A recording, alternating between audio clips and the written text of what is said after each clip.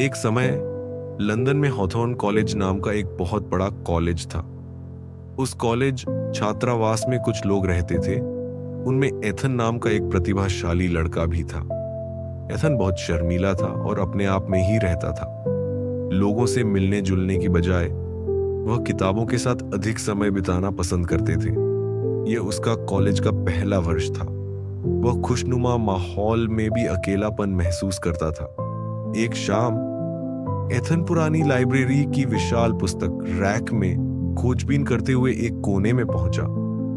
एक कोनाई एक बेंच पर बैठा किताब पढ़ रहा था और पुराने कागज की गंध चारों ओर तैर रही थी। किताब पलटते समय उसकी नजर खिड़की के पास बैठी एक लड़की पर पड़ी। उसके लंबे लाल बाल शाम की धुंधली रोशनी में चमक रहे थे और उसने पुराने जमाने की पोशाक पहन रखी थी। लड़की ने उसे देखा और मुस्कुराते हुए कहा, नमस्ते, मैं क्लारा हूं। एथन आश्चर्यचकित था, लेकिन वह इस पुस्तक प्रेमी साथी को पाकर खुश थे। फिर उन्होंने लगभग एक ही समय पर किताबें पढ़ना शुरू कर दिया। कुछ ही हफ्तों में उनकी दोस्ती गहरी हो गई। क्लारा असाधारण रूप से बुद्धिमान, हंसमुख और अज्ञात में गहरी रुचि रखने वाली थी। वह एथन को कॉलेज घुमाता और कॉलेज के इतिहास के बारे में कहानियां सुनाता। लेकिन क्लारा में कुछ रहस्य था। वह कभी भी कक्षा में नहीं गया, न ही किसी से मिला जुला।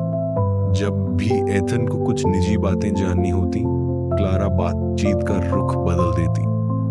इसके बावजूद एथन को ऐसा महसूस हुआ कि क्लारा के साथ उसका गहरा संबंध है, जैसे वे एक दूसरे को लंबे समय से जानते हों। इस तरह वे अपना दिन बिताते हैं। अचानक एक शाम क्लारा ने एथन को पुस्तकालय के प्रतिबंधित खंड में आने के लिए कहा। यह एक ऐसा स्थान था जिसके बारे में कई किंवदंतियां फैली हुई थीं और जो लोहे के दरवाजे से बंद था, लेकिन उस रात गेट खुला था। अंदर जाकर क्लारा ने एथन को लीजेंड्स ऑफ हॉथॉर्न कॉलेज नामक एक पुरानी किताब दिखाई। इसे पढ़ो, क्लारा फुसफुसाई। एथन ने पुस्तक के पन्ने पलटे और उसे एक रेखा चित्र मिला। उसने देखा कि चित्र में लड़की क्लारा जैसी दिखती थी। चित्र के नीचे कैप्शन में लिखा था, कॉलेज के संस्थापक की बेटी क्लारा हॉथॉर्न की 1925 में मात्र 19 वर्ष की आयु में मृत्यु हो गई। उन्हें पुस्तकालय बहुत पसंद थे और वे कहानियों के माध्यम से लोगों को जोड़ने का सपना देखते थे। एथन की छाती धड़क उठी। क्लारा, क्या यह सचमुच तुम हो? क्लारा ने उदास मुस्कान दी। मैं नहीं चाहता था कि तुम्हें यह बात पता चले।